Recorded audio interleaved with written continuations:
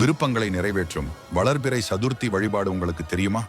சதுர்த்தி திதியானது 16 திதிகளில் 4வது திதியாக வரக்கூடியதாகும். ஒவ்வொரு தெய்வத்திற்கும் ஒவ்வொரு திதி, நட்சத்திரம், கிழமை உகந்தது. அப்படி விநாயக பெருமானுக்குரிய திதியாக சதுர்த்தியும், கிழமைகளில் புதன்கிழமையும் சொல்லப்படுகிறது. விநாயக பெருமான் மிகவும் எளிமையான தெய்வம் என்பதால் அவரை எப்போது வேண்டுமானாலும் வழிபடலாம். விநாயகரை வழிபடுவதற்கு பல விரத தினங்கள் இருந்தாலும் சதுர்த்தி விரதம் மிகவும் சிறப்பானதாகும். சதுர்த்தியில் விரதம் இருந்து விநாயகரை வழிபடுவதால் கஷ்டங்களை நீக்கி பக்தர்களின் விருப்பங்களை நிறைவேற்றுவார் என்பது நம்பிக்கை. வளர்பிறை சதுர்த்தி, தேய்பிறை சதுர்த்தி என மாதத்திற்கு 2 முறை சதுர்த்தி வருவதுண்டு. சதுர்த்தி என்று காலையில் நீராடி விநாயகர் கோவிலுக்கு சென்று 11 முறை வலம் வந்து வணங்க வேண்டும். விநாயகருக்கு அருகம்புல், வெள்ளருக்கு ஆகியவற்றை மாலையாக தொடுத்து சாற்றி வழிபடலாம்.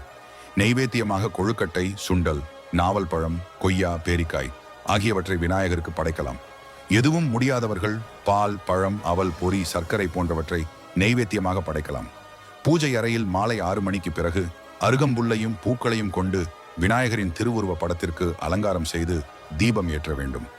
ஓம் ஸ்ரீ மகா செல்வ கணபதியே போற்றி என்ற மந்திரத்தை 108 முறை உச்சரித்துவிட்டு தீப தூப ஆராதனை காட்டி நிறைவு செய்து கொள்ளுங்கள். சதுர்த்தியில் விரதம் இருந்து பூஜை மற்றும் வழிபாடு செய்தால் 1 வருடம் விரதம் இருந்த பலன்கள் கிடைக்கும் மற்றும் குழந்தை பாக்கியம் கிடைக்கும்.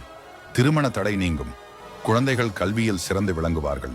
தொழில், வியாபாரம் செய்பவர்களுக்கு வருமானம் பெருகும். குடும்பத்தில் இருக்கும் பொருளாதார கஷ்ட நிலை அகலும்.